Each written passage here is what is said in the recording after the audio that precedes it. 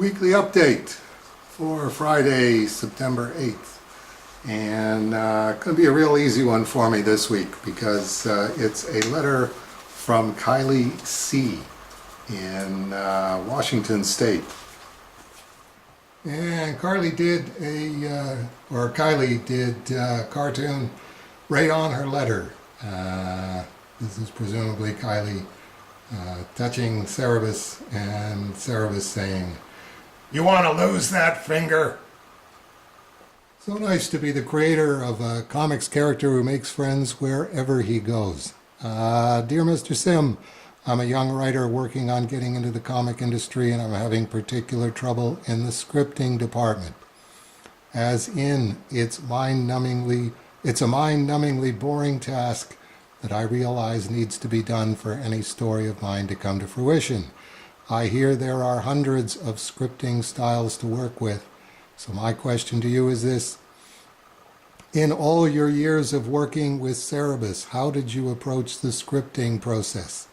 Do you have any tips with your particular type of scripting that I could try out? I'm eager to start on my way to a career. There are only hiccups standing in my way. Your sincere reader and listener, Kylie C.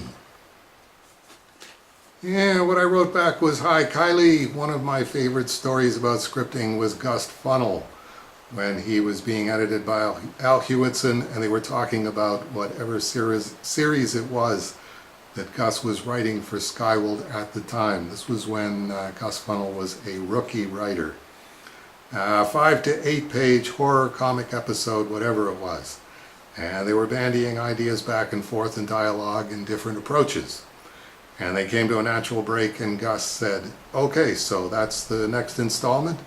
And Al said, "No, that's page 1. If you're doing comics, you need to condense what you're doing. Comic book pages are getting less dense all the time since the image revolution. Always remember that you're competing for your readers' beer money. What does a beer cost these days? Okay, what are you charging for your comic book? Why should the potential reader buy your comic book instead of a beer? And what can you put into your comic book so the reader doesn't go, I should have bought a beer instead?" The best comic book is a comic book where the reader finishes reading it and they want to go back and read it again right away.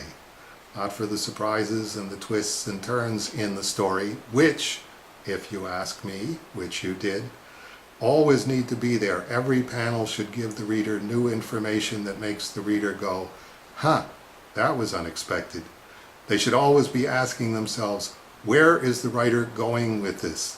And really want to know the answer. And you need to deliver answers, payoffs in each issue. Not wait until they get to issue 8 and see the great surprise I have for them each page of each issue.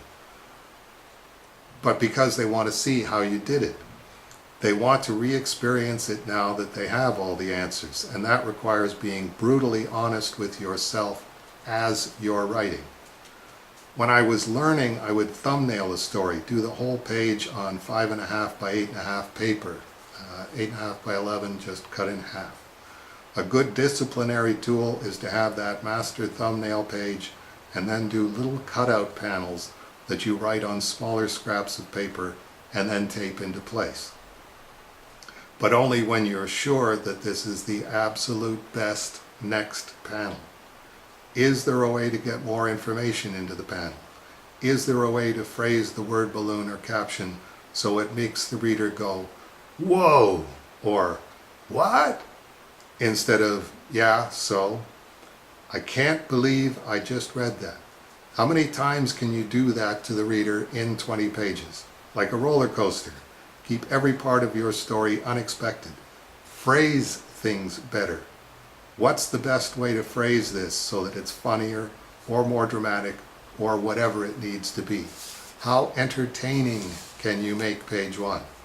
Too many writers just want to get through the story, so they have moody silent panel after moody silent panel. They want to get done page 3 so they can do page 4, because that means they have 16 pages left to go instead of 17 pages.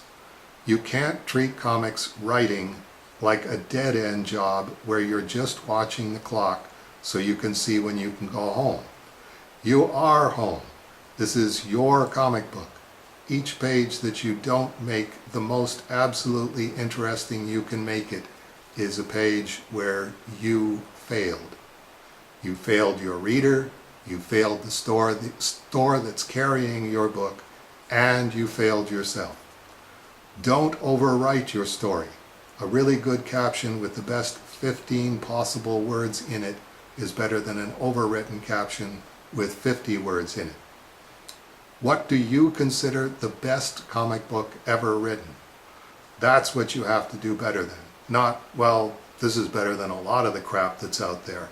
No, it has to be, this is what I consider the best comic ever written.